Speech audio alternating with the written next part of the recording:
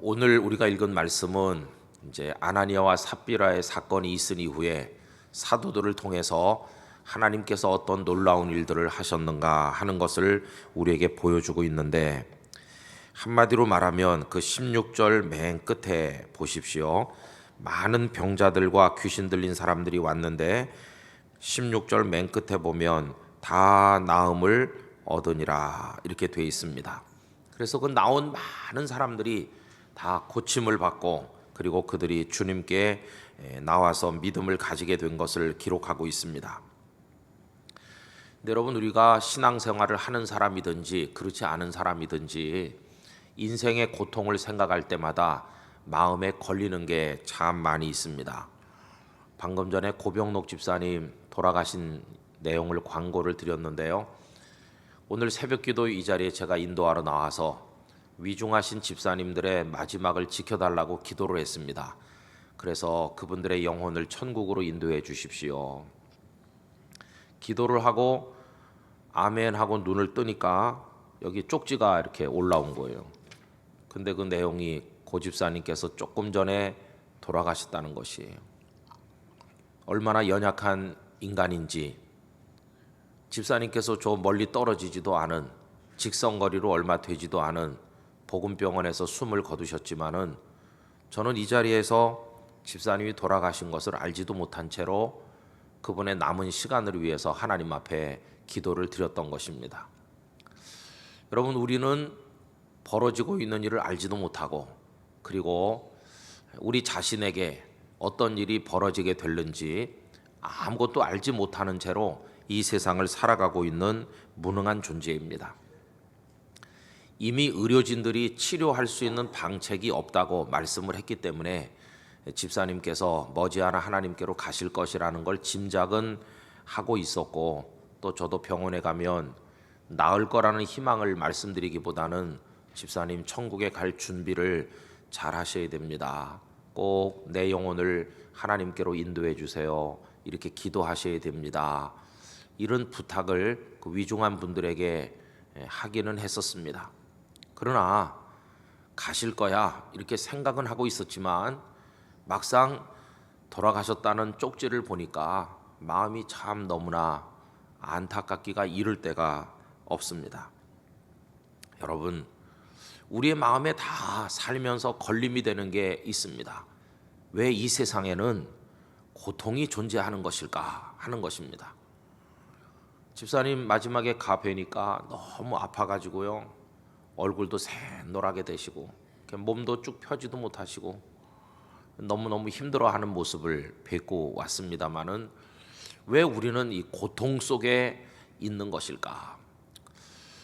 여러분, 지금 우리는 편안한 모습으로 이 자리에 서 있거나 앉아 있습니다마는 그 고통이 남의 이야기일 거라고는 말할 수 없는 게 아니겠습니까?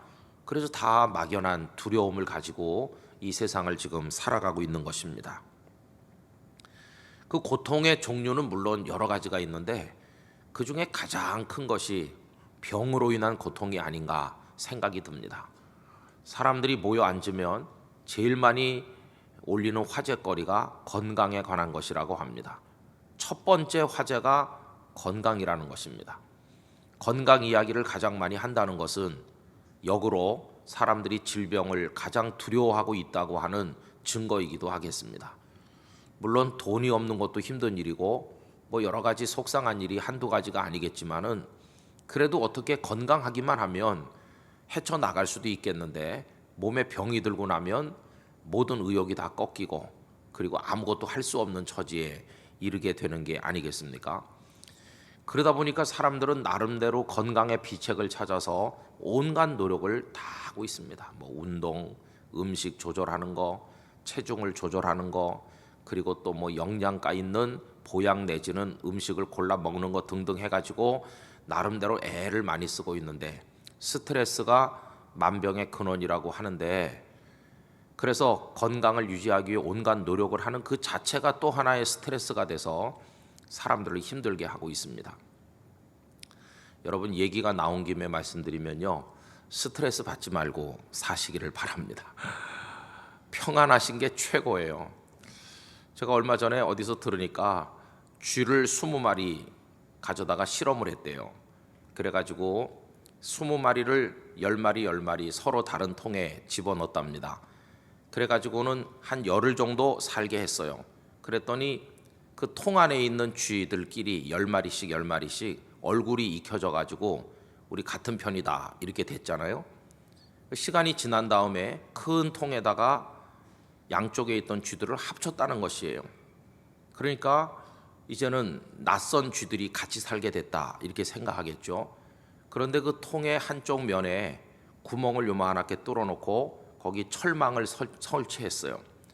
바깥에서 안을 들여다볼 수 있고 안에서 바깥을 내다볼 수 있는데 그 바깥에다가 고양이를 한 마리 풀어놨다는 것입니다.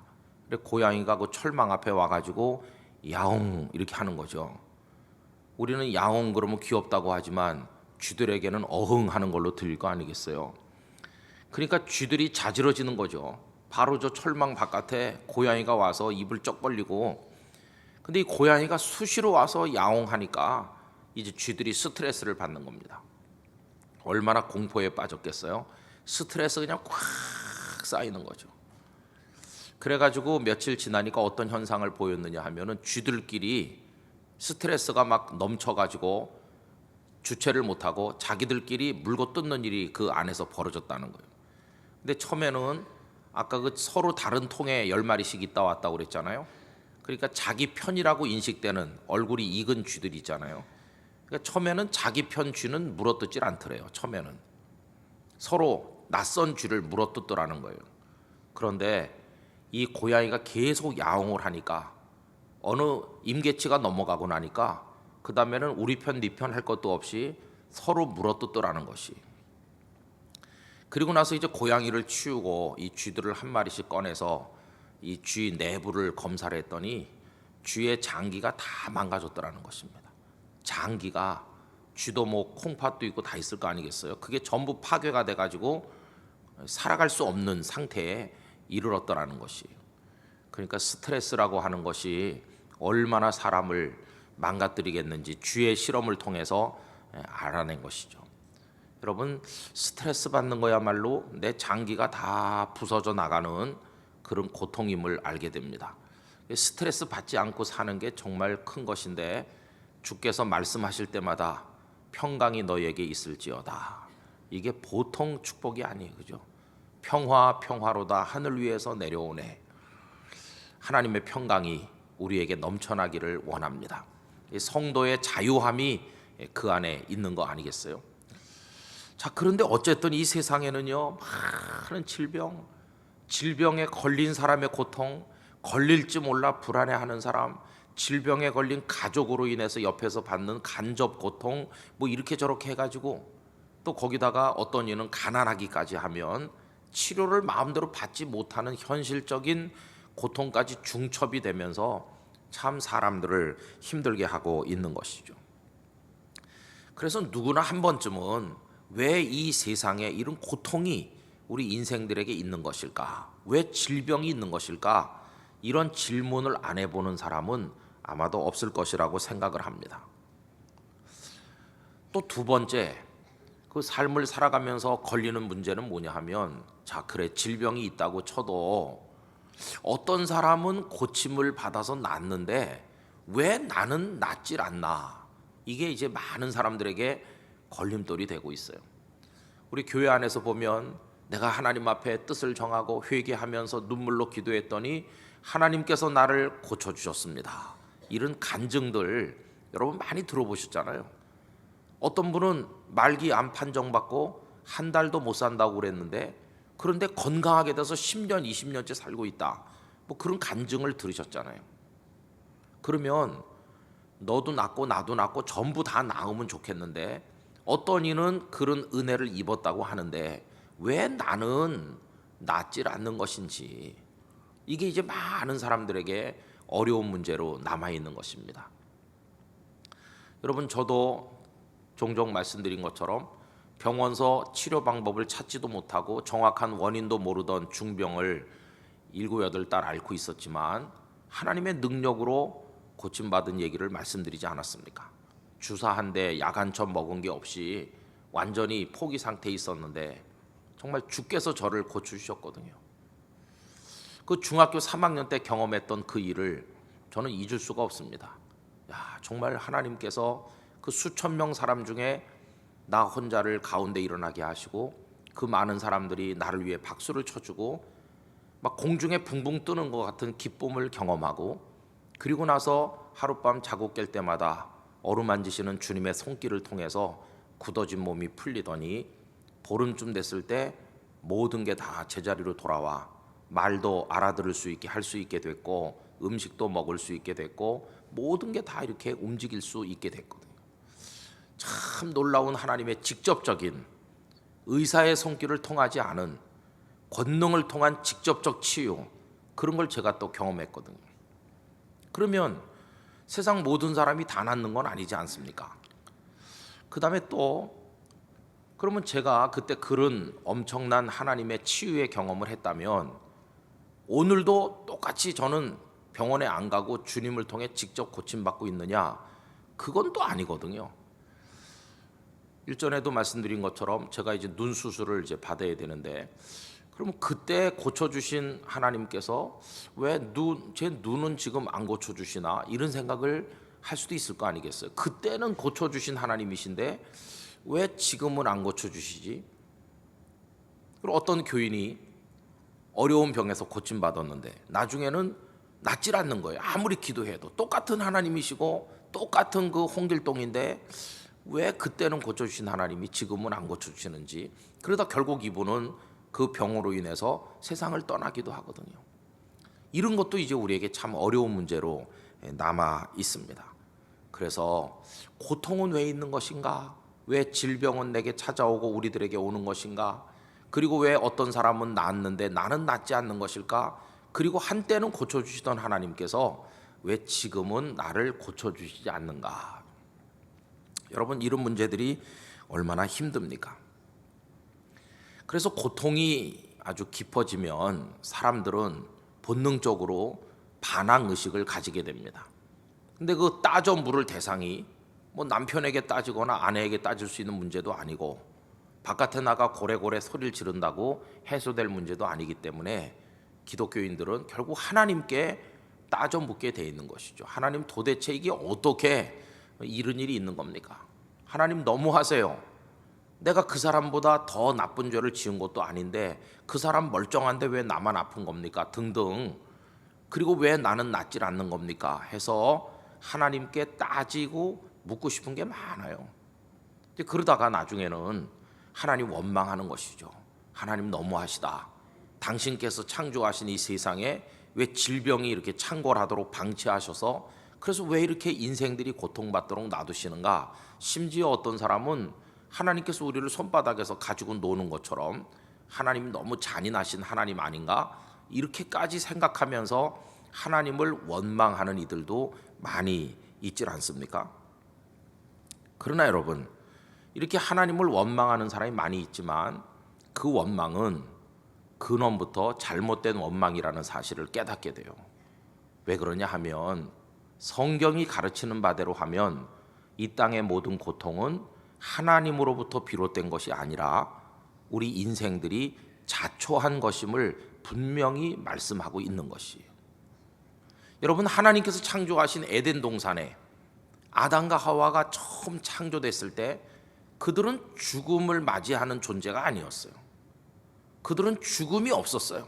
영원히 살 존재로 하나님께서 그들을 창조하셨는데, 그들이 선악을 알게 하는 나무 열매를 따먹는 죄라고 하는 게 들어온 그 이후에 처음으로 흙이기 때문에 흙으로 돌아가는 이 죽음이라고 하는 문제가 거기 등장한 것입니다. 죽음, 누구 때문인가? 우리 자신 때문인 것입니다. 그리고 땀 흘려 수고해야 그 땅에서 곡식을 얻어먹을 수 있는 인생의 고통이 죄로 인해서 비롯된 것입니다. 뿐만 아니라 모든 육체적인 고통과 아픔들이 다 죄로부터 흘러나온 것입니다. 하나님께서는 죽음의 세상을 창조하신 게 아니라 생명의 세상을 창조하신 분이십니다. 그런데 인간은 그 생명의 세상을 죽음의 세상으로 파괴한 것이죠. 결국 죄를 범한다는 것은 자연을 파괴하는 것이면서 나를 파괴하고 너를 파괴하고 우리 모두를 파괴하는 것입니다. 그 아담과 하와가 범죄하고 났을 때 하나님께서 아담에게 너 왜 먹지 말란 말한 그걸 먹었어 이렇게 하니까 대번에 하나님 원망하듯 하나님께서 내게 주신 이렇게 하나님을 원망하는 거예요. 하나님께서 내게 저 여자를 안 주셨으면 이런 일도 없었을 텐데 하는 식으로 하나님 원망하면서 저 여자가 나한테 줘서 먹었다. 벌써 이 관계가 파괴되는 거 아닙니까? 가장 사랑해야 될 관계가 금이 가기 시작했어요. 그래서 저 여자 때문에 이렇게 원망하는 거죠. 그랬더니 그 여인 하와는 하나님께서 만드신 그 뱀, 그 때문이다 이렇게 이래가지고 결국은 뱀도 저주를 받고 아담과 하와도 진노를 받게 됐습니다. 그러면서 땅도 같이 저주를 받는 거예요. 그래서 찔레와 엉겅퀴가 돋아나면서 사람들이 살기 힘든 세상이 되고 말았어요.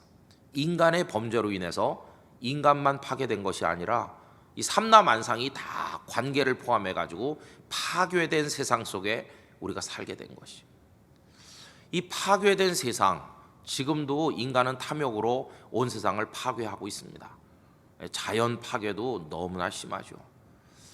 여러분 지금 우리나라도 딜레마 속에 있는 거 아시지 않습니까? 이 전기가 없이는 못 살 텐데 우리나라는 무슨 큰 강이 많아서 수력 발전을 많이 할 수 있는 것도 아니고 그렇다고 무슨 뭐 지하 자원이 많은 것도 아니고 참 어려운 문제가 있죠. 그래서 전기를 킬로와트당 생산 가격으로 치면은 원전이 제일 쌉니다. 원전이 가장 저렴해요.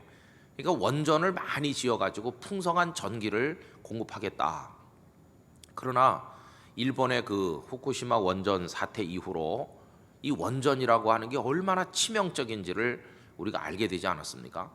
벌써 몇 년 지났는데 엊그저께 뉴스에 보면 그 일대에 어린이들, 학생들 암이 많이 생겨나고 있다고 그래요. 여러분 쓰나미는 벌써 다 왔다 갔고 복구 공사가 이루어지고 이제 서서히 정상으로 돌아가는 듯 하지만은 후유증은 몇십 년 가는 것입니다. 암 환자가 많아지고 있고 그 방사능이 사방 퍼졌을 거 아니겠어요? 바닷속에도 퍼져서 우리가 일본 생선 그거 먹게 될까 봐 생선도 안 먹기도 하고 그러지 않았습니까? 그리고 이 부산 같은 경우는 고리 원전이 얼마나 가까이 있습니까? 고리 원전에서 만약에 후쿠시마 원전 같은 사태가 나면 부산은 싹쓸이 하는 겁니다. 여기 있는 사람 다 암 걸리든지 다 죽게 될 것이에요. 우리 지금 뭐 아파트 좋은 거 사서 이사 가고 어쩌고 하지만 우리가 그냥 생각 없이 지나는 그 원전에서 무슨 사고만 나면 이 부산 경남 일대는 완전히 다 그냥 방사능에 오염되는 거 많은 무서운 사태 속에 우리가 지금 수류탄 같은 거 가슴에 품고 살고 있는 거나 마찬가지죠. 그러면 다 원전 없애면 될 거 아니냐. 원전 없애면 우린 냉장고, TV 다 포기해야 되는 것이죠.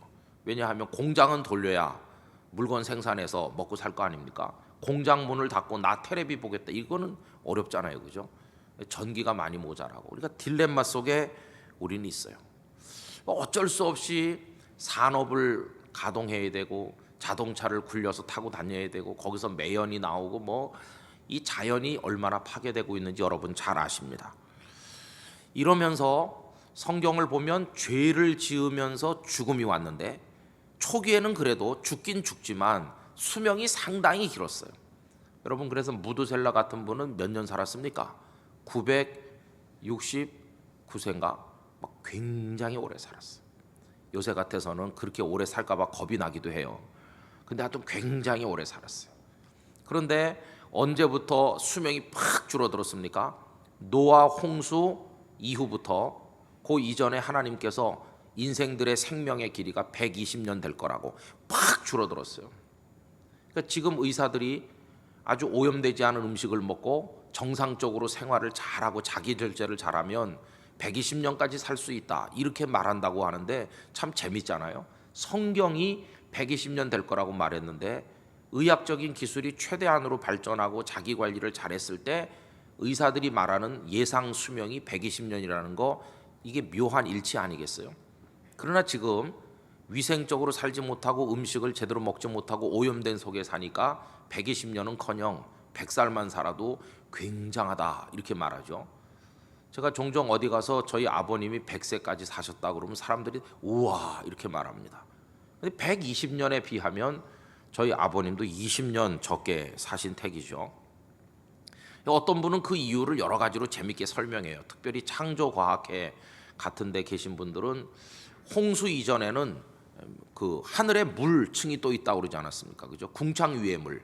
궁창유해물이 햇빛, 오존 이런 거 다 가려주고 뭐 유해광선 다 차단해 줬는데 홍수 때 그게 다 쏟아져 내려가지고 지금 그걸 차단해 주는 막이 없어졌기 때문에 수명이 쑥 줄어들었다고 설명하는 재미난 설명도 있지만 우리가 그걸 과학적으로 다 이해할 수는 없는 사람들인데요. 어쨌든 간에 지금은 수명이 팍 줄었고 그나마 가는 날까지 건강하게 살다가 오늘 팍 이렇게 풍선 바람 빠지듯 가는 게 아니라 시들시들해 가다가 가는 거 아닙니까?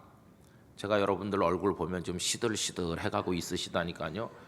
바람 빠진 풍선처럼 시들시들해 가는데 주름살 생기고 쪼글쪼글해 가잖아요. 아무리 펴도 안 돼 이게. 저도요 펴볼 때도 있습니다. 저도 가끔 이렇게. 그래도 안 되는 거예요. 이렇게 펴봐도. 그래서 원숭이 합주기 같이 이렇게 막 해봐도 좀 있으면 다시 또 쪼글쪼글해. 여러분도 해보셨죠? 그래가지고 뭘 또 주사를 맞고 집어넣어가지고 펴보지만 아유 그게 뭐 잘 되겠어요. 그게 우리들이죠, 그죠? 오늘 본문에 보면요 참 불쌍한 사람들이 많아요. 우선 아프다는 거 그 자체로도 불쌍한데 여러분 오늘 본문에 보면 15절에 이런 말씀이 있어요. 병든 사람을 메고 거리에 나가 침대와 요 위에 누였다 이런 말이 나오는데요. 이 침대라는 헬라어 단어는 정상적인 침대를 말하는 게 아닙니다. 이 클리나리오라고 하는 거는 아주 요만한 침대라고 할 것도 없는 그런 걸 말하는 거예요. 그럼 왜 정상적인 침대가 아니냐? 이 사람들은 아주 가난한 사람들이죠. 환자가 많이 아프면 편안하게 눕혀야 되는데 그런 것도 없는 사람들이에요. 침대라고 부르긴 부르지만 사실은 침대라고 할 수도 없는 그런 데다가 쪼그리고 이렇게 환자를 들 것 같은데 메고 나온 겁니다. 또 그 밑에 요라고 돼 있는데 요 위에 누이고 그럼 우리는 뭐 솜을 이만큼 둬가지고 잘 누빈 푹신한 요를 생각하는데 이 요라고 번역된 그 헬라어 단어도 그냥 우리가 등산 같은 데 갔을 때 임시로 자기 위해서 조금 펴는 그런 거 있잖아요. 간이 침대라고 할지 뭐 하여튼 그런 걸 말하는 거예요. 그러니까 이 사람들은 제대로 된 침상 하나를 가지지 못한 아주 가난하고 어려운 사람들이라 하는 걸 반영하고 있어요. 그러니까 이 사람들 몸도 아픈 데다가 가난하기도 하죠. 원래 가난했을 수도 있고 어느 정도 여유가 있었는데 고치지 못할 병을 앓으면서 이 병원 저 병원 다닌다는 식으로 그 당시 의원들에게 고생만 많이 하고 병이 낫지 않아서 돈만 날린 그래서 가난한 사람들일 수도 있겠습니다. 어쨌든 지금 여기 베드로가 지나가면 그림자라도 좀 덮여볼까 하고 찾아 나온 이 사람들은 환경이 좋고 모든 걸 다 가져서 얼마든지 좋은 보약을 먹고 치료를 받아볼 수 있는 그런 사람들이 아닌 다시 말하면 마지막 희망이 하나님의 은총밖에는 없는 그런 사람들이 지금 오죽하면 길거리에 환자들을 떠매고 나왔겠어요. 그죠? 이 절박한 상황의 그 모습이 오늘 우리들의 모습을 반영해 준다고 생각을 하는 것입니다. 그럼 여러분 오늘 이런 말씀 몇 절을 우리가 읽으면서 뭘 우리가 마음속으로 배우게 됩니까?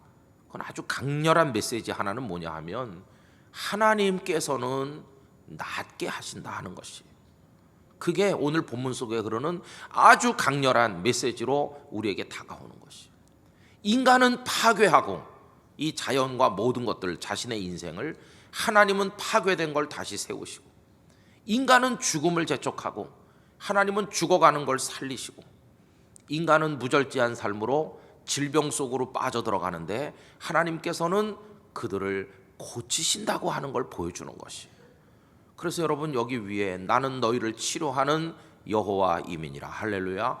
그래서 오늘 하나님이 어떤 분이신가를 우리에게 웅변적으로 보여주는데 하나님은 우리를 낫게 하신다. 그 16절 맨 끝에 다 나음을 얻었다고 나와요. 다. 여러분 그럼 그들이 어떻게 나았습니까? 방금 말씀드린 다 나음을 얻으니라 이게요 영어 성경에 보면 더 분명한데 그들 모두가 were healed라고 돼 있어요. 그러니까 healed니까 그들 스스로가 자기를 고친 게 아니에요. 그들이 치유를 받았다는 것이. 그러니까 거기 수동형이에요. 수동형. 내가 나를 고친 게 아니라 하나님께서 나를 고쳐주심으로 나는 고침을 받은 수동 형태로 표현되어 있어요. 그 원문 성경에도 수동형으로 나와 있는 것이. 여러분 잘 생각해 보세요. 지금은 누가 고친다고 생각하십니까? 요새야 의사 선생님들이 고치지. 천만에요. 지금도 낫게 하시는 분은 하나님이십니다. 지금도. 우리는 어떻게 생각합니까? 의사 선생님이 수술을 해줘서 낫다 이렇게 말하죠. 그럼 여러분 수술하면 다 낫습니까? 아닙니다. 또 좋은 주사약을 투여했더니, 좋은 약을 먹고 주사를 계속 투여했더니 낫다 이렇게 말은 하지만 주사 놓는다고 다 낫습니까? 아닙니다. 수술을 견뎌내고 투약을 했을 때 그 약을 흡수하고 이 신체가 반응을 해가지고 상처가 아물고 이렇게 해가지고 회복되도록 우리 속에 생명의 기운을 불어넣으신 분은 하나님이신 것이. 아무리 병원의 최고급 명의를 찾아서 수술을 받아도 하나님께서 그의 신체 속에 생명 에너지를 불어넣지 않으면 수술을 100번 해도 죽는 것이에요. 그러니까 믿음 있는 의사들은 그걸 아는 거죠. 제가 정성껏 수술하지만 제가 고치는 게 아니라 하나님께서 낫게 하십니다. 그래서 여러분 수술은 의사가 하고 투약도 사람이 하긴 하지만 우리의 몸속에 그거의 반응을 볼 수 있고 하는 그 생명의 역사는 온전히 하나님의 손에 있는 것입니다. 그걸 우리가 알아야 되는 것이. 나음을 얻었다. 그건 내가 요새 보약 좋은 거 많이 먹어가지고 요새 내가 좋아졌어 이렇게 말하는 사람이 있지만 그거 100개를 먹어도 내 장에서 그걸 흡수해서 내 온몸 구석구석으로 보내 그걸 내 걸로 만드는 이 신체 반응이 일어나도록 하나님께서 내 속에 역사하지 않으면 그 약 먹은 게 아무 소용이 없는 것이. 모든 치유는 하나님께서 하시는 것입니다. 하나님께서. 그래서 여러분 이렇게 개복해서 수술해도 참 신기하죠. 하나님께서 새살이 돋아나오게 하셔가지고 이게 다 붓게 하잖아요. 신기하잖아요. 빨간 약 발라서 났어 이렇게 말하는 사람 하나만 알고 둘을 모르는 거예요.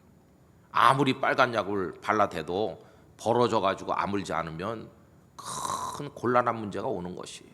신기하게 하나님은 거기 새살이 돋게 하시고 상처가 아물게 하시잖아요. 얼마나 신기한지 몰라요. 여러분 이 손바닥 하나가 찢어진 상처가 아물어가지고 피가 먹고 이렇게 해주는 게 이게 하나님의 기적인 것이. 낫게 하시는 하나님의 손길이 우리 몸 사지백체 오장육부 속에 역사하고 있고 많은 더러운 것들을 우리가 먹고 흡수하고 있지만 우리 몸의 백혈구가 그걸 다 이겨내도록 하나님께서 지금도 역사하고 계시다 하는 것이. 그 다음에 여러분 더 놀라운 사실은 그 나음을 얻으니라 그렇게 돼 있는데 이게 낫게 하신다, 치료한다 그런 뜻인데요. 이 헬라어 원어 사전을 찾아보면 이 테라피오라고 하는 동사가 첫 번째 뜻이 뭐냐 하면 섬긴다 그런 뜻입니다. 참 놀라운 겁니다. 치료한다는 뜻보다는 더 우선되는 뜻이 섬긴다는 뜻이에요. 섬겨. 그러면 나를 낫게 하시는 분이 하나님이시라면 결국 하나님이 나를 어떻게 해주시는 겁니까? 병든 나를 섬겨주시는 것이에요. 하나님께서 파괴된 세상 속에서 스스로의 인생을 죄와 욕망으로 망가뜨려 가고 있는 우리 인생들을 섬겨주시기 때문에 오늘 우리가 이 자리에 있는 것이에요. 여러분 섬긴다는 단어를 생각하면 떠오르는 표현이 있죠. 거기 성경 말씀 제가 적어드렸는데 마가복음 10장 45절 다 같이 읽어보실까요? 인자가 온 것은 섬김을 받으려 함이 아니라 도리어 섬기려 하고 자기 목숨을 많은 사람의 대속물로 주려 함이니라. 섬기려 오셨어요. 예수님이 뭘 섬기십니까? 우리를 섬겨주십니다. 그럼 우리를 어떻게 섬기는 게 뭡니까? 우리를 낫게 해주시는 거, 낫게. 그리고 우리의 무엇을 낫게 하십니까? 첫째는 이 몸뚱아리가 망가진 걸 낫게 해주시죠. 그래서 우리에게 건강 주십니다. 내가 이번에 병원에 가서 좋은 약을 먹고 주사를 맞고 치료를 받아가지고 건강해졌어요. 그럼 주님이 우리를 낫게 하신 거예요. 어떤 때는 병원에 안 가고 직접 낫게 하시기도 하고 둘 다 하나님이 낫게 하신 것이. 그러면 이 몸이 낫게 되는 거는 무슨 뜻입니까? 너 나중에 내게 어차피 오긴 올 텐데 그때까지 건강해서 내가 원하는 일을 좀 더 많이 하다 오너라 하고 사명으로 낫게 해주시는 것이. 여러분, 이 몸이 낫는 거에 대해서 오해하면 안 됩니다. 내가 몸이 나았다고 해서 영생하는 거 절대로 아닙니다. 그냥 조금 더 사는 것처럼 보이거나 골골하며 살 걸 그저 조금 힘있게 살게 된 것뿐이지, 이 몸이 나았다고 만사가 다 해결된 것처럼 착각하면 절대로 안 되는 것이. 아무리 내가 암에서 완벽하게 고침받아도 내가 하나님께 간다고 하는 건 정해져 있는 것이. 영원히 살 사람 아무도 없잖아요. 그러니까 이 몸이 고침받는 건 별게 아니에요. 어차피 건강한 사람이나 병든 사람이나 다 가는데 그때까지 덜 아프고 그저 조금 이렇게 힘있게 살다 가게 된 것뿐이지, 그거 나았다고 근본적인 죽음의 문제가 해결됐느냐? 천만의 문제. 그래서 아까 처음에 어떤 사람은 낫는데 왜 나는 안 낫지 하면서 시험에 들 필요가 없는 것이, 나은 사람도 얼마 있으면 하나님께 가고 안 나은 사람도 골골하며 힘들게 살긴 하겠지만 다 하나님 앞에 가기는 매일반인 것이. 그리고 또 병 고침 받은 사람 부러워할 게 없는 이유가 뭐냐 하면요, 병에서 고침 받은 그 사람이 고침 못 받은 사람보다 오래 산다는 보장이 없기 때문이에요. 여러분, 병원에서 고침 받아 가지고 아 기쁘다 그러면서 퇴원했는데 퇴원하고 집에 가다 교통사고로 죽는 사람도 있습니다. 병이 안 나가지고 골골하는 환자가 내 집에서 아파서 애쓰고 약 먹고 골골하는데 그 사람이 더 오래 사는 경우도 있어요. 생명은 너무나도 공평하고 알 수가 없는 것이에요. 그래서 우리는 산술적으로 너무 단순하게 1 더하기 1은 2라는 식으로 병 나았으면 행복하고 병 나았으니까 더 오래 살고 이렇게 단편적으로 생각하니까 그렇지, 인생사는 그런 게 아니거든요. 그리고 어떤 의미로 여러분, 성경에 보면 병이 안 나은 사람들이 있잖아요. 병이 안 나은 사람은 병이 안 나았기 때문에 영혼이 나은 사람들이 많아요. 병이 안 나은 대신에. 여러분, 참 이상한 거는 바울 사도를 통해 얼마나 많은 치유의 역사가 일어났습니까? 그죠? 바울. 근데 정작 바울 사도의 병은 낫질 않는 것이. 그래서 그 고린도후서 12장에 보면 찌르는 가시, 그 육체의 가시가 있었는데 하나님께 3번이나 기도를 했음에도 불구하고 하나님의 응답이 뭐였는지 여러분 아시죠? 내 은혜가 내게 어떻다고 하셨죠? 족하다. 그래서 이 바울 사도는 약할 때 강함을 주시는 하나님께 내가 감사한다. 그러면 그의 영혼이 건강해진 겁니다. 어떻게 건강해졌을까요? 그가 몸까지 건강했다면 하나님도 안 찾고 교만했을지도 모르는데 늘 아파가지고 괴로워하니까 늘 하나님 앞에, 하나님, 이 연약한 육체, 이 질그릇같이 깨지기 쉬운 육체 하나님만 바라봅니다. 그러면서 늘 주님의 은혜만을 의지하며 하루를 살고 또 하루를 사니까 오히려 그의 몸이 고침받지 못함으로 인하여 그의 영혼이 건강해지는 복을 받은 것이. 이런 예는 수도 없이 많이 있어요. 그것도 하나님께서 고쳐주신 겁니다. 몸이 낫는 것도 하나님의 치유요, 몸이 낫지 않으므로 영혼이 건강해지는 것도 하나님의 치유하시는 은혜인 것입니다. 그 다음에 또 맨 마지막에 가보면 그 유인물에 여러분 궁극적 치유가 있어요. 궁극적 치유. 궁극적 치유는 뭔지 아십니까? 죽음에서 생명으로 옮겨가시는 게 궁극적 치유인 것이. 이 땅에서는 감기 걸렸다 낫고 무슨 병 걸렸다 낫고 해도 또 다시 아프다 언젠간 세상을 떠나죠. 그러니까 그건 궁극적 치유가 아니에요. 궁극적 치유는 이 땅의 삶이 끝이 나고 영원한 하나님의 나라로 옮겨가는 거, 이게 치유인 것이. 우리는 그건 죽는 거다, 다 끝나는 거라고 생각하지만 죽음은 사실은 치유인 것이에요. 왜 그런지 아십니까? 요한계시록 21장 4절 보면 모든 눈물을 그 눈에서 닦아주시니 다시는 사망이 없고 애통하는 것이나 곡하는 것이나 또 뭐가 없다고 그랬어요? 아픈 것이 다시 있지 않다. 천국은 아프지 않는 곳이에요. 질병이 없어요. 질병으로 꽉 찬 세상에 사는 우리들을 질병이 없는 세계로 옮겨가시는 것이 우리를 불러가시는 건데, 그건 완전한 치료를 말하는 것이 완전한 치료. 예를 들어서 뭐 부산의 어느 병원에서 치료해서 좀 낫다가 또 아파 또 입원하고 계속 반복하면서 아무리 치료를 해도 완전히 낫지 않아 애쓰는 환자가 있다고 칩시다. 그런데 그 환자가 저 거제도에 무슨 병원이 새로 생겼는데 거제도 그 병원에 가면은 완벽하게 낫는다더라. 그러면 그 사람이 거제도 그 병원에 갈 때 엉엉 울면서 가겠습니까? 아닙니다. 거제도 그 병원에 가니까 여긴 아예 병이 없습니다. 그러면서 거제도 땅에 발 디디자마자 모든 병이 다 사라져지고, 그 병원에 가니까 이제는 질병과는 완전히 상관없이 완벽하게 돼서 그런 사람들만 사는 곳으로 내가 간다면 부산을 떠날 때 울면서 가겠어요? 다 기뻐하면서 가죠. 여러분, 마찬가지로 이 땅에서 천국으로 가는 것은 마치 그와 같은 것이에요. 그러니까 죽음이야말로 가장 완벽한 하나님의 마지막 치료인 것이, 아픈 것이 다시 없는 곳으로 우리를 데려가시는 것이니까요. 그러면 그 아픈 것이 다시 없는 곳으로 우리를 데려가심으로 완전한 치료를 해주시는데, 아까 이 낫게 한다는 단어가 섬긴다는 뜻이 있다고 그랬죠. 하나님께서 우리를 섬겨주시기 때문에 우리 몸에 이만한 건강도 있고 우리가 낫는 건데, 이 죽음에서 생명, 하늘나라로 옮겨가는 이것도 결국은 주님께서 우리를 섬겨주시기 때문에 가능한 것이에요. 그러니까 어떻게 섬겨주셨습니까? 우리를 이 멸망의 땅에 있지 않고 생명의 하늘나라로 가도록 만들기 위해서 주님이 우리를 섬기신 방법이 뭡니까?